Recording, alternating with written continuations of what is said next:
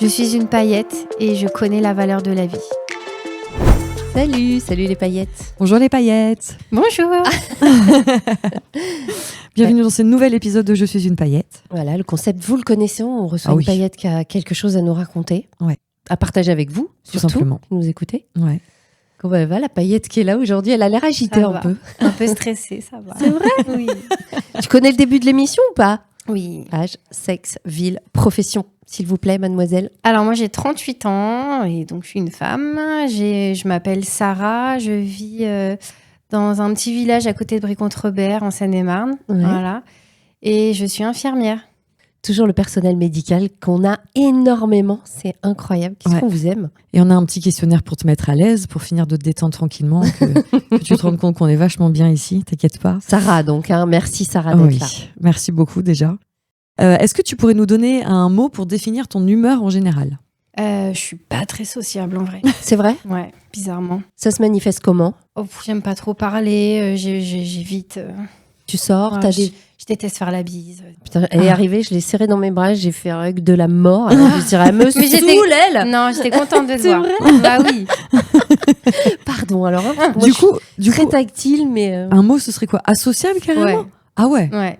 Je fais des efforts parfois. Hein. Ouais. Ouais. Je peux tellement te comprendre. Je suis un peu casanière, tu vois. Oh, Bien chez moi, quoi. j'adore. Un défaut chez toi que tu détestes? Que je déteste, j'anticipe trop. J'anticipe l'anticipation, quoi. Mais vous êtes faite pour Et vous ça me entendre, prend, ma ça chère me prend Annie. énormément de temps et de place dans ma tête. Mais c'est une dinguerie, Ouais. mais tu es ma sœur jumelle. Mais C'est des fois, fatigant, hein. C'est fatigant, mais des fois, Usant. ça me sauve quand même. Hein. Faut bien que ça ait un intérêt quand même. Ah ouais. Est-ce qu'il y a une addiction que tu assumes totalement? Bah, comme beaucoup le sucre. Hein. Ah ouais? Beaucoup? Malheureusement, beaucoup, ouais.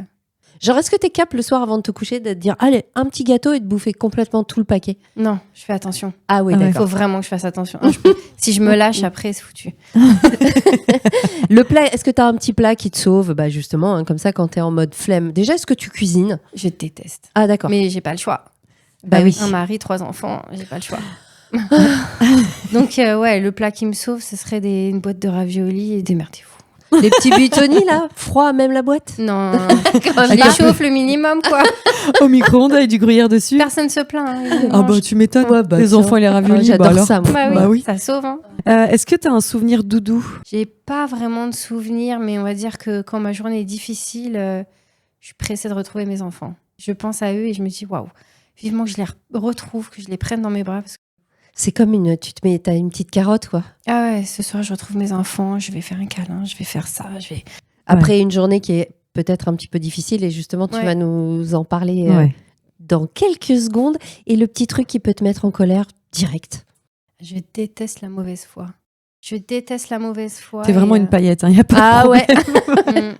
Et je me dis que quelqu'un qui sait se remettre en question, ça peut être qu'une bonne personne. Et c'est pas donné à tout le monde ça de savoir se remettre en question malheureusement. Ouais, ouais.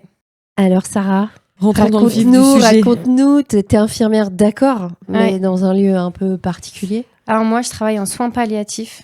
Tu peux Et expliquer parce que peut-être il y a des personnes Du qui coup, les connaissent soins pas. palliatifs, en fait, c'est une prise en charge d'un patient, pas forcément, pas que en fin de vie, mais pour lequel les soins curatifs ne sont plus possibles. Donc, ça va Ok. être que des soins de confort. Et on fait au mieux pour que ces derniers moments et ces derniers mois ou semaines qui restent à vie soient les plus confortables et les plus dignes possibles. Voilà. Donc c'est fatalement un endroit qui est quand même chargé en émotions, que ce soit pour le patient ou pour les accompagnants. Oui. C'est un choix ou pas? Pas vraiment. Je suis C'est-à-dire un peu tombée là par hasard. En fait, mon premier job en tant qu'infirmière, je travaille en oncologie. Ok, donc pareil, oncologie, c'est le cancer. Ça aussi, hein, tout ça, mais ça reste du curatif quand même. Oui, Ouais. ok. Et en fait, dans l'hôpital où je travaille, ils ont ouvert un service et puis on était un peu trop en oncologie. On est passé un par un devant la cadre pour savoir si ça nous plaisait, si on voulait rester en onco, si on voulait aller ailleurs, dans un autre service. Et la fille qui sort de son entretien, on se croise dans le couloir, elle me dit demande les soins palliatifs, il reste plus qu'une place. Je ne savais pas du tout ce que c'était. C'est vrai? Ouais. Ah ouais. Je rentre et je dis les soins palliatifs. Mais Bon, allez. attends, comment ça? Mais- Parce que quand même, c'est pas anodin, c'est pas... En stage, on n'a jamais vu les soins palliatifs. Ouais. Non, même pas des cours, rien du tout. Je pense que ça a changé depuis. Hein. Oui, c'est ça. Mais pourquoi ? Parce qu'à l'époque où toi, tu faisais des stages, Peut-être. c'était un nouveau métier. Ou, C'était un... ouais, ou peut-être qu'il y a eu un tout petit module tellement rapide que j'en ai aucun souvenir. Et j'ai pas croisé de soins palliatifs pendant mon cursus. Ouais, c'était pas concret dans ta tête. Tu savais pas où tu mettais les pieds. Ouais. Donc ce service a été créé avec que des nouveaux soignants de cet hôpital-là. Et puis un médecin qui est à la retraite aujourd'hui, mais qui nous a formés super bien, un excellent médecin, un ange tombé du ciel. Et on connaissait pas en fait aucune, on s'est toutes formées sur le tard. Ah ouais. Ouais. Donc toi, t'arrives aux soins palliatifs sans savoir vraiment... Tu viens de l'oncologie. On peut dire ce qu'on veut, c'est quand même déjà un sacré bagage. C'est un service ça qui est pas 6 mois, simple. Et en plus, j'étais infirmière. Tu peux avoir des patients d'oncologie qui passent en soins palliatifs aussi, heureusement, souvent. Donc, tu es quand même un peu confronté à la difficulté. Mais là, tu arrives et qu'est-ce que tu découvres, toi ? Moi, j'ai pleuré. J'ai surtout trouvé que c'était très lourd en soins. Ouais. Enfin, c'était un service très, très lourd. Ça me faisait peur, en fait. Tu veux dire dans ce qu'on te demandait de faire au quotidien avec les patients ? Travail, ouais. Et puis, c'était trop différent d'un autre service. Et je me suis dit, mais je vais jamais y arriver. Non, il faut que je change. Il faut que j'aille ailleurs. Je peux pas. Donc, j'ai un entretien avec la cadre. Combien de temps après ? Mais au début, c'était rapide. C'était au tout début.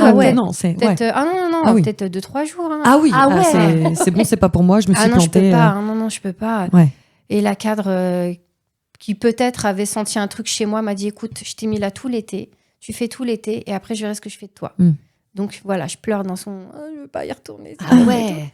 Et elle me dit, tu restes tout l'été. Arrivé la fin de l'été, je retourne dans son bureau, je pleure, je veux pas partir, je veux rester en soins palliatifs. Il s'est passé quoi alors cet été-là ? En fait, la prise en charge m'a plu et c'est tellement humain, tellement... Ça a développé un truc qui s'allumait chez moi dans ma tête et en fait, c'est ça, c'est bien. Donc la cadre, elle l'a vu ce truc-là chez toi, elle a vu que tu avais ce truc-là. Peut-être. Et au début, tu voulais pas rester parce que tu parles de la charge de travail. C'est ça qui te faisait peur, c'était même entre autres, au côté psychologique aussi, l'accompagnement et tout ça. J'avais peur, qu'il y ait trop de ça, trop de psychologie, parce que moi, j'ai beaucoup de mal à me confronter aux familles au tout début, il y a 10 ans. J'ai du mal à parler aux gens, à leur annoncer, des choses comme ça. Je peux pas faire ça. Moi, j'ai que 28 ans, je peux pas. C'est compréhensible. Hein. Ah bah oui. Et ton côté en plus. Alors, est-ce que ton côté associable était déjà... Non, alors je suis associable dans la vie. Mais pas infirmière, dans ton je suis quelqu'un d'autre. Ouais. Et c'était la peur de devoir annoncer des nouvelles terribles, c'est ça ? J'évitais les gens, je les évitais. De voir leur peine. Je voyais la famille qui m'attendait. Je descendais les escaliers du service d'en bas. Je faisais tout le tour, je remontais pour les éviter. Ouais.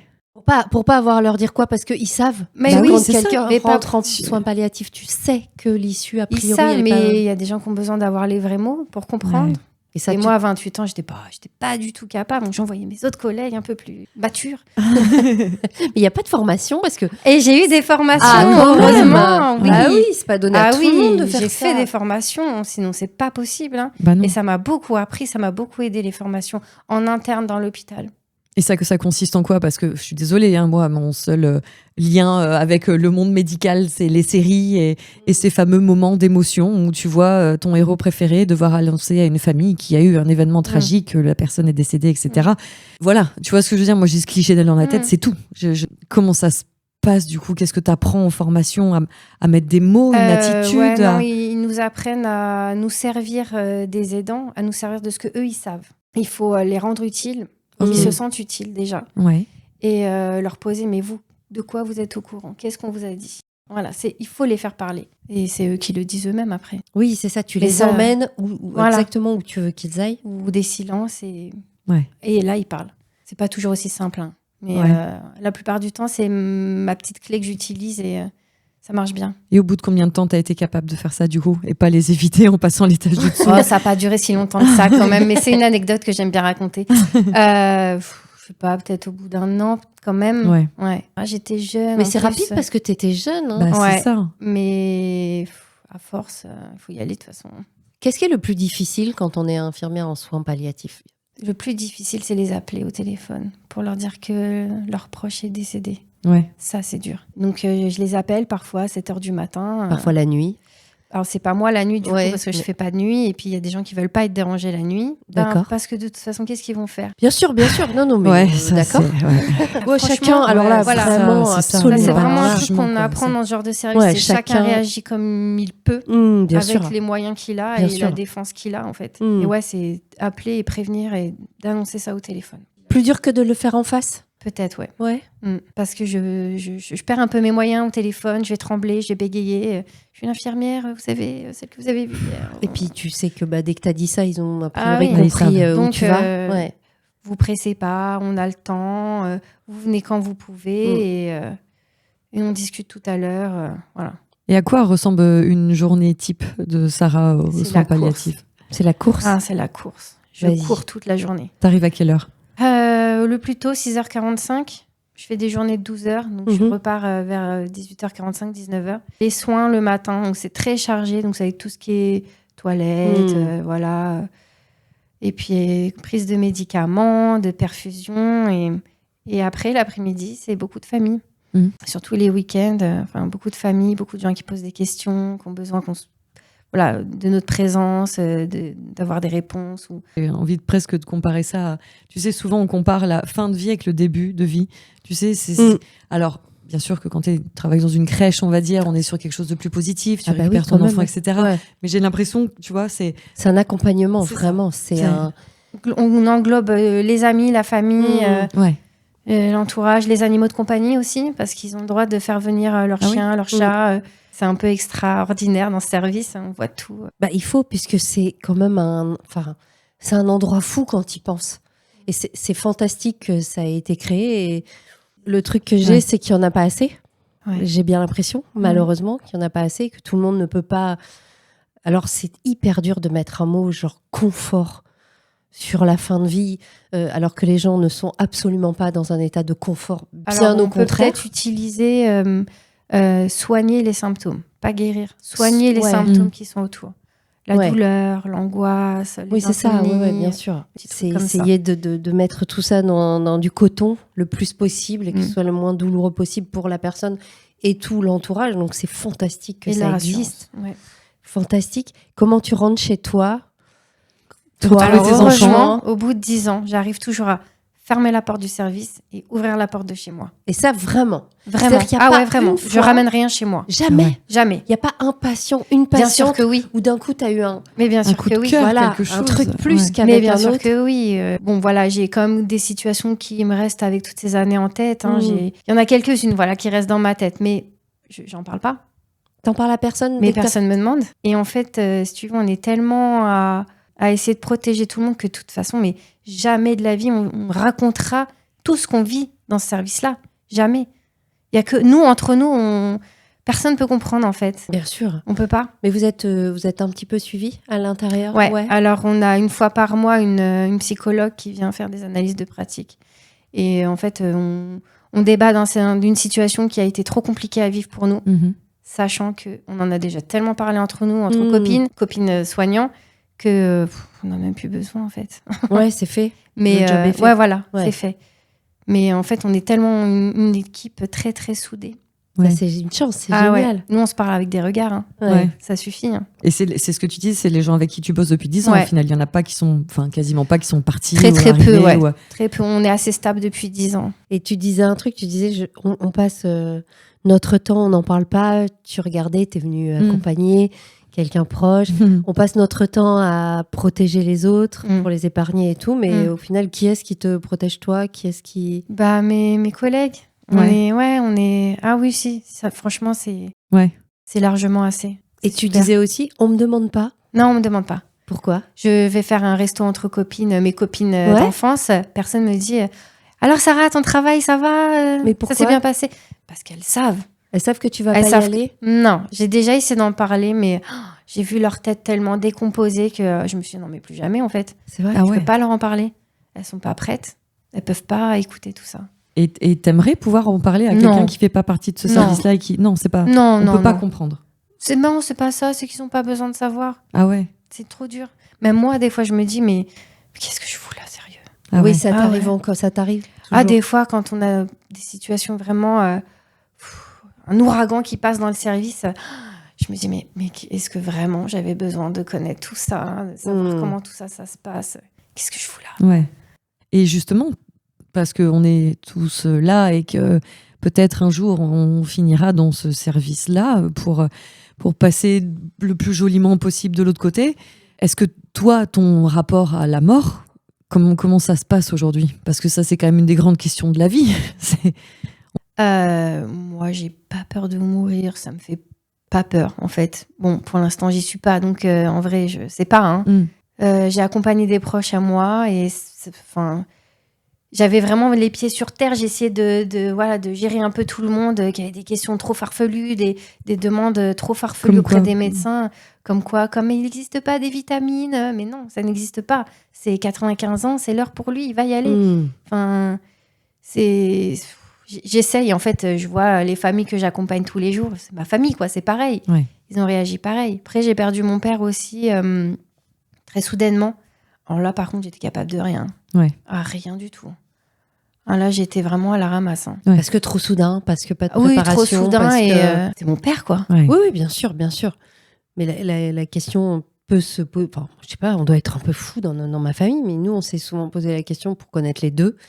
Est-ce qu'il vaut mieux avoir le temps de dire au revoir? Je crois que c'est mieux quand c'est soudain, en fait. C'est vrai. Mais je suis tellement d'accord avec toi. C'est tellement long, parfois, pour les gens. Mais... C'est difficile et c'est violent, ce truc. Tu t'y attends pas, un coup de fil, c'est terminé et tout. De toute façon, tout est dur. Hein. Mais bien sûr, tout est dur. Mais accompagner, voir quelqu'un souffrir pendant des mois, des années, dépérir, voir la mort arriver et tout, c'est tellement compliqué. C'est tellement difficile que, au bout du bout... Ouais, nous, on appelle ça des longs mourir. C'est assez mignon. C'est assez joli, finalement. Et quand c'est des longs mourir, c'est dur pour tout le monde. Hein. C'est dur aussi pour nous, hein, vraiment. Bien sûr. Des fois, on se dit, c'est bon, là, faut qu'elle parte. Ah ouais. Ah non, c'est trop long. C'est long pour les familles qui viennent inlassablement, tous les jours, à essayer de poser les mêmes questions. Mais toi, ces questions, parce que tu parles souvent de ça, ça revient souvent, ces questions. Parce des que questions, pour nous, en fait. Tu parles des questions, on nous pose des questions, les familles posent des questions. Mais quoi comme estimation? Ils vous demandent, genre, elle en a pour combien de temps, il en a pour combien de temps? Alors que vous savez pas. Ah non. On sait jamais. Moi, au bout de 10 ans, je commence à avoir... c'est vrai. Ah oui. Comment tu vois ça par rapport à l'état dans des trucs, des signes. Et puis je sens, on n'est pas que moi, hein, mais on sent le truc. Je sais que je vais avoir 3 jours de congé, je reviens, je sais qu'il ne sera plus là. D'accord. Ouais. Parfois, on se trompe parce qu'en fait, tout est possible dans ce service, mais tout est possible. Sauf, il y a déjà des gens... Que ça aille mieux. Question très con, mais si, oui, il y a déjà des gens qui vont mieux, qui rentrent à domicile parce que c'est maintenant ou jamais, qui restent le temps qui est possible pour le temps de partir. Et qui reviennent après finir leur vie dans notre service. Ouais. D'accord. Si ça arrive, oui, bien sûr. Ouais. Mais quand tu dis tout est possible, on dirait que presque tu parles d'un miracle ou de quelque chose. Ouais. On a eu un miracle. Arrête, raconte. Ouais. Je sais pas, j'ai le droit d'en parler. Si, sans dire quoi, sans être précise, mais un miracle, c'est fou. Ouais, une patiente qui n'a jamais voulu de traitement, ni curatif, ni symptômes, mais complètement alitée par la douleur, par l'envahissement, par juste la volonté, s'est mise debout, a pu aller elle-même aux toilettes, à la salle de bain, puis refaire une petite vie normale. Et bon, maintenant, elle est moins bien, mais voilà, juste par ça. Ça, c'est un miracle. Elle avait un cancer? Oui. D'accord. Oui, ça, c'est la force de l'humain parfois. Mais une en 10 ans. C'est peu, mais il y en a eu une. Il y en a une. Après, on a des gens qui viennent aussi surtout pour la douleur, parce qu'on a une spécialité d'équilibrer la douleur. Donc, quand ils sont équilibrés sur la douleur, qu'ils peuvent rentrer chez eux, mais bien sûr, ils rentrent chez eux, bien sûr. En fait, ils rentrent chez eux quand ils sont capables de... Que tous les symptômes sont apaisés. Apaisés, ouais. C'est équilibré et... Après, il y a une HAD, donc c'est une hospitalisation à domicile. Donc, il y a quand même des soignants qui passent à la maison. Okay. Mais c'est un autre lieu, quoi. C'est quand même mieux. C'est à la maison. Bah oui. Forcément. Ouais. Voilà. Pas pareil. Tu envisages aujourd'hui un jour de quitter les soins palliatifs ou toujours pas? Comment ça, tu peux pas? Ou alors, il faudrait que je sois autre chose qu'infirmière. Ah ouais? Mais moi, j'ai commencé par la fin. Je peux pas. Ah bon? Mais c'est-à-dire? En fait, je pense que la prise en charge est tellement différente en soins palliatifs que si je vais ailleurs, je serais malheureuse. Ah ouais? Ouais. Alors attention, je veux pas dire que le travail de l'infirmière en soins palliatifs, c'est autre chose bien sûr que l'infirmière des urgences, des néonates, de oncologie, de domicile. Bien sûr qu'elle a son lot de tristesse et de complications. Mais non, je me vois pas aller ailleurs. Ouais, c'est ça. Tu t'es trouvée, quoi. Ouais. J'ai commencé par la fin, malheureusement. Pourquoi tu dis par la fin ? Par la fin de vie ? Ouais. Non, mais même par la fin. C'est le chemin à peu près en fin de parcours. Les infirmières vont. C'est ma façon de voir les choses. Enfin, je me vois pas retourner en arrière dans le curatif, dans un service d'aigu. Ça veut dire quoi un service d'aigu ? Ah oui, désolé, on n'a pas les codes. En fait, c'est toute une prise en charge qui est différente, des réflexes différents, voilà. Et moi, je les ai plus du tout, ces réflexes-là. Oui, mais tu pourrais les... T'es toute jeune. Tu peux pas. Arrête. Tu veux pas ? Non, je veux pas. Ouais, mais voilà, c'est ça. Maintenant, moi, mon travail, je le connais sur le bout des doigts. Ouais.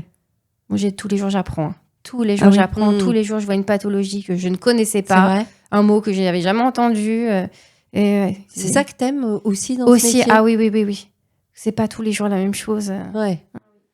Mais on se dit bêtement quand on n'y connaît rien, qu'on n'est pas dans ce métier-là, on se dit quand tu vas dans le médical, c'est vraiment a priori le sacerdoce, c'est de soigner quoi. C'est de soigner les gens, qu'ils aillent mieux, faire sortir, c'est guérir mieux, qu'ils guérissent, c'est ça. Qu'ils partent, annoncer des bonnes nouvelles. Et voilà, mais moi j'annonce pas les bonnes nouvelles. Non. Enfin, vous guérissez pas non plus puisque de toute façon ça n'est pas fait pour. Non. Et alors c'est fantastique qu'il y ait des gens comme toi, hein. Mais ce petit truc dans la tête de se dire à un moment donné, ça y est, je vais passer du côté des bonnes nouvelles. Pas du tout. Non, j'y suis pas encore. Non. Tu dis j'y suis pas encore. Non, parce que t'es jeune aussi, tu peux encore changer. Oui, mais je voudrais plus être infirmière, je pense. Tu voudrais changer ? J'ai vu trop de choses, trop de tristesse, trop de malheur, trop de situations compliquées. Et... C'est lourd quand même à porter tout ça. C'est lourd, mais sachez quand même qu'on rigole beaucoup dans le service. Ouais. Oui. C'est vrai. On fait les soins dans la bonne humeur, on met de la musique, on chante avec les patients. Vous apportez de la joie. Voilà. Ouais. C'est pas que des larmes tous les jours. Ah non, ouais. Non. Et même entre nous, on rigole. Hein. On en a besoin, on peut pas. De toute façon, oui. Non, on s'entend tellement bien que ouais. Mais justement, mais justement, enfin, je sais que moi, ce qui me dérangerait le plus, je pense que je serais déjà, soyons clairs, incapable de faire le métier que tu fais, ça c'est sûr. Mais s'attacher aux gens, quoi. Ouais. Tu vois, c'est ça. Ouais. Forcément, tu dis oui, je rentre chez moi, je ferme la porte du service, j'ouvre la porte de chez moi. Mais je suis sûre qu'en 10 ans, je vais dire un truc affreux, mais un top 5 de patients qui t'ont marqué dans ta vie. 6 même. Ah si, elle connaît le nombre exact. Tu vois, qui ont changé ta façon de voir les choses, qui ont fait la personne que tu es aujourd'hui, tout ça. Comment tu gères ça ? Ça fait partie de moi maintenant. Ouais. T'as appris d'eux, et puis... et puis c'est en moi maintenant. Qu'est-ce que t'as appris, par exemple, grâce à eux ? Que la vie, elle est courte et très, très, très, très précieuse et qu'il faut relativiser, en fait. Il faut arrêter de se prendre la tête. C'est aussi pour ça que je suis là, quoi. Vraiment, se prendre la tête pour des détails. Voilà, moi, je me lève le matin, je prends mon café, mais j'ai de la chance de pouvoir prendre mon café. Parce que c'est moi qui l'ai choisi, mon café.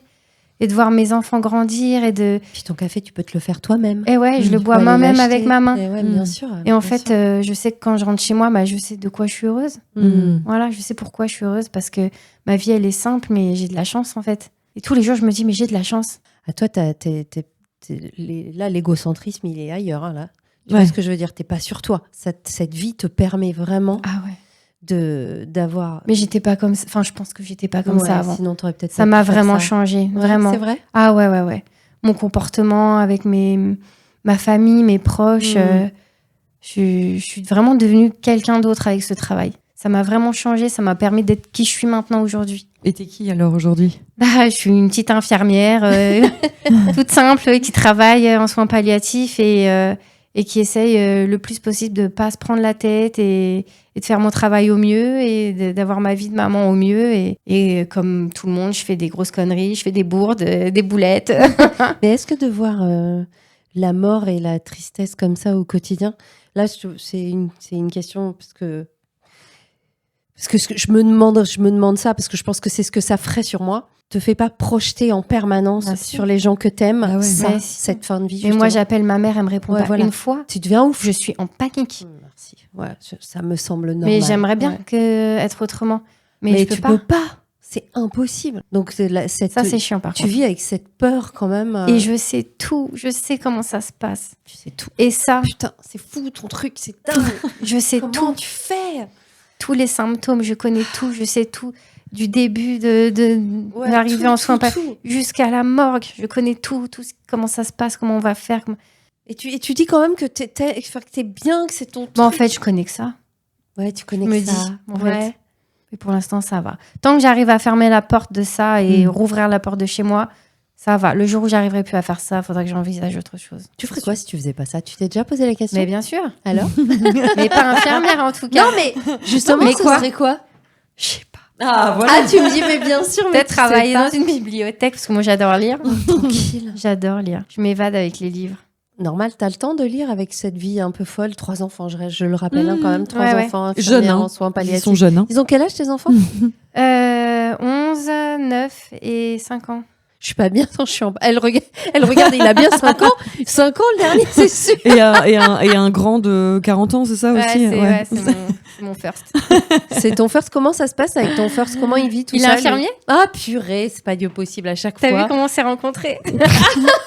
Par le hasard, on s'est rencontrés dans un mariage. C'est même pas, vous étiez pas dans le même service ou quoi? Non, pas du tout. Ah ouais. Mais je ne parle pas trop de mon travail avec lui à la maison. Lui, il est infirmier. Il a été pendant 15 ans libéral. Maintenant, il est plus commercial dans les produits. Voilà. D'accord. Il reste quand même dans le monde hospitalier, mais on parle. C'est vrai? On se parle pas trop, non. Non, vraiment, ma porte est fermée du travail. Ça y est, j'ai quitté. Je vais lui dire que j'ai passé une journée de merde et si j'ai cette gueule-là et que je suis fatiguée, c'est à cause de ça. Qu'il ne le prenne pas pour lui. Ça s'arrête là. Il approfondit pas, il essaie pas. Non, si j'ai besoin d'en parler, il m'écoute, mais ça va pas plus loin. Il a pas travaillé dans cette spécialité-là? Si, il a fait des soins palliatifs. Donc il connaît par cœur ce que tu vis. D'accord. Oui. D'accord. Heureusement. Donc c'est un peu comme un collègue aussi où tu le regardes, il sait. Il y a un truc où... Voilà, mais bon, ça va, j'en ai parlé assez avec les filles au travail, j'ai pas besoin de ramener ça à la maison. Voilà. Enfin, c'est marrant que tu dis ça parce que quand t'es arrivée, tu nous as dit « Mais mon métier, je pourrais en parler pendant des heures. » Je pourrais en parler pendant des heures de tout ce que j'ai vu, tout ce qui existe, mais tout est possible, tout existe, tout. Enfin, mais des quoi, histoires de vie, mais je peux pas. Je suis obligée de vous préserver. Je suis obligée de vous préserver vous aussi, mais oui. Non, il faut vraiment, tu penses qu'il faut ça? Tu penses qu'il faut pas que tout le monde soit au courant? Ah oui. Non, mais tu vois, j'ai l'impression un peu aussi quand on compare ça à l'accouchement, tu sais, où t'as des mamans qui disent, ou des soignants qui disent, ah non, mais il faut pas dire aux femmes qui n'en ont pas encore tout ce qui peut arriver, parce que sinon vous n'en ferez pas.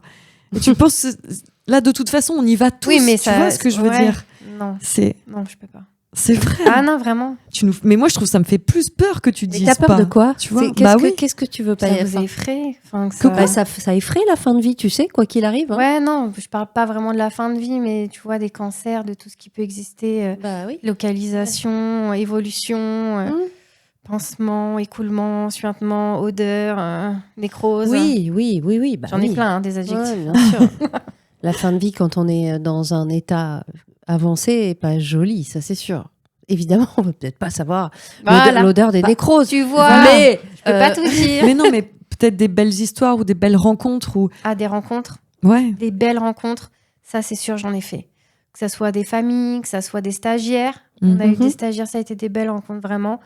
Est-ce que les gens en fin de vie, pour beaucoup d'entre eux, il y a cette espèce de force, un truc. Moi, j'ai remarqué quelque chose.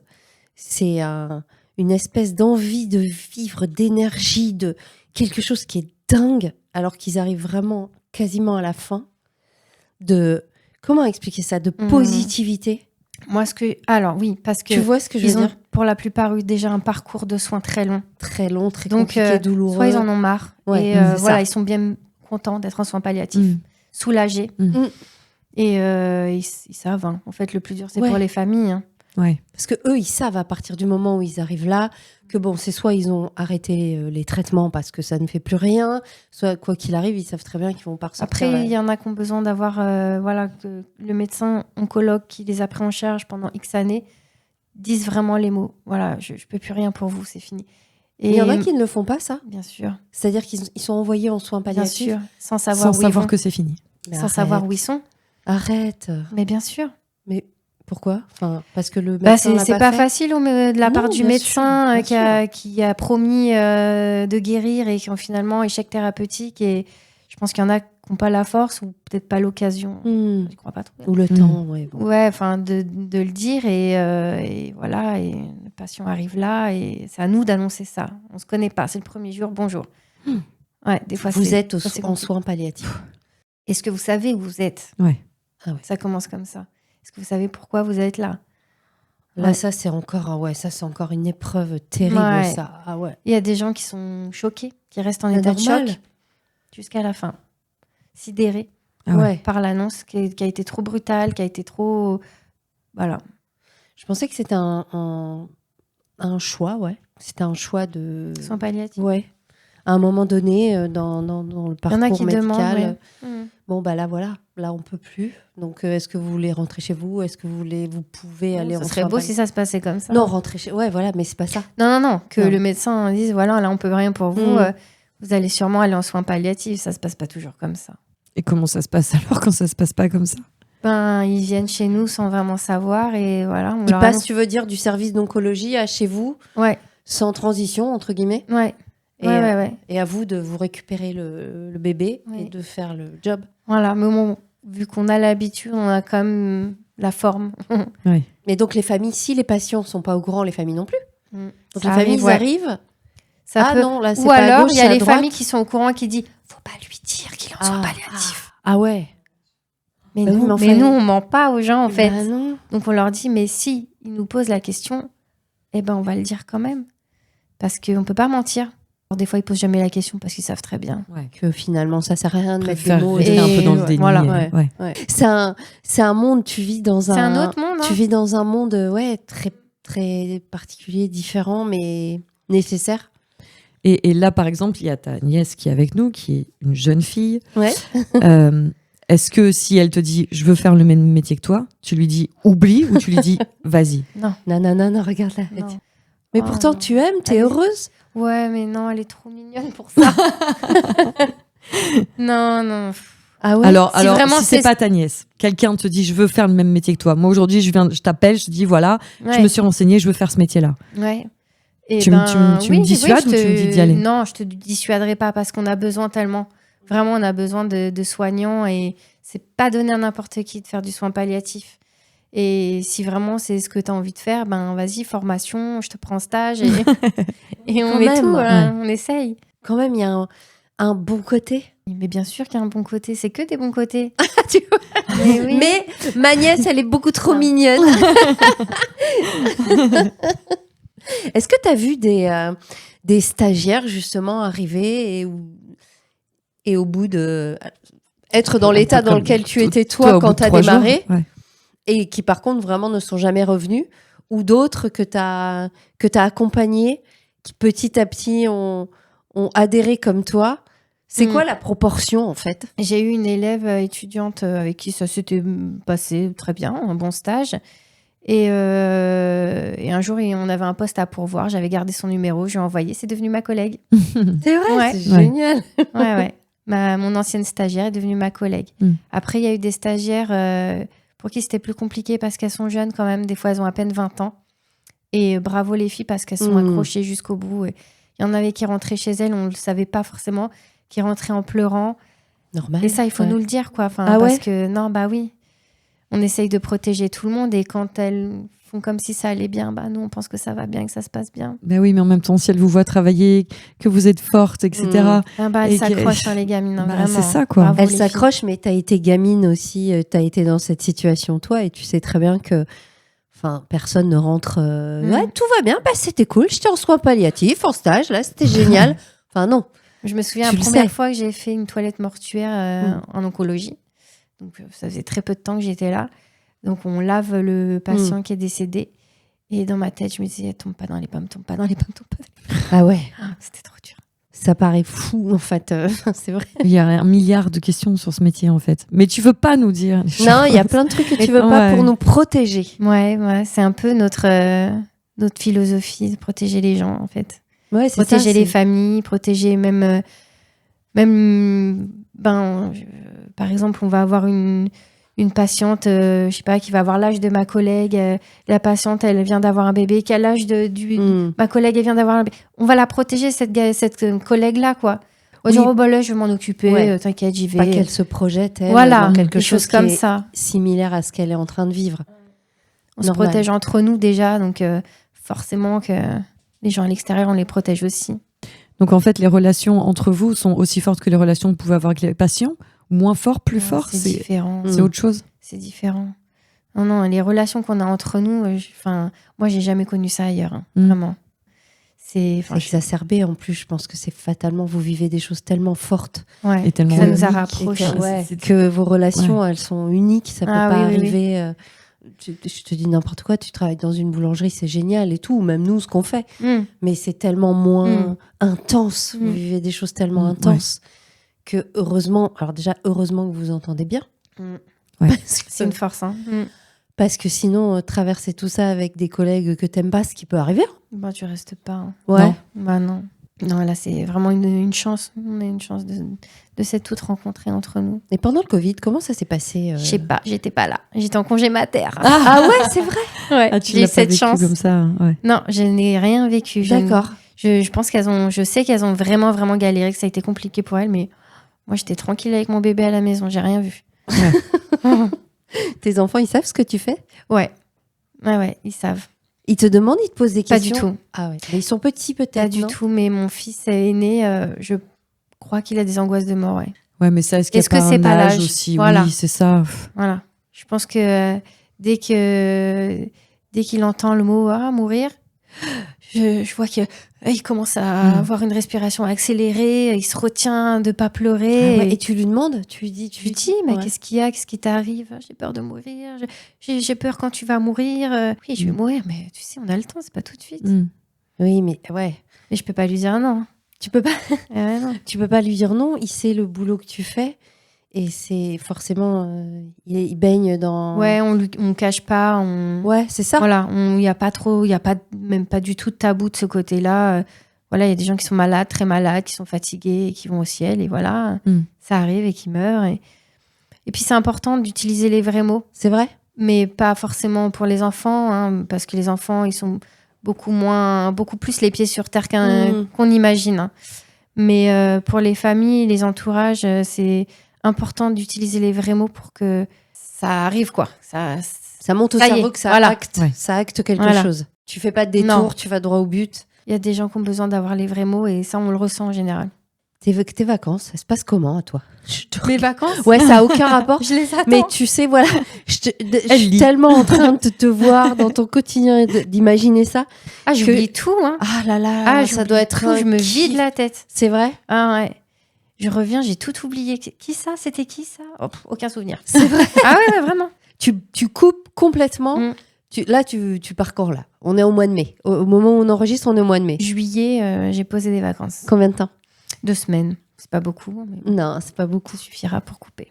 Et pendant 2 semaines, c'est OK, les gars, je suis pas là. Ah ouais.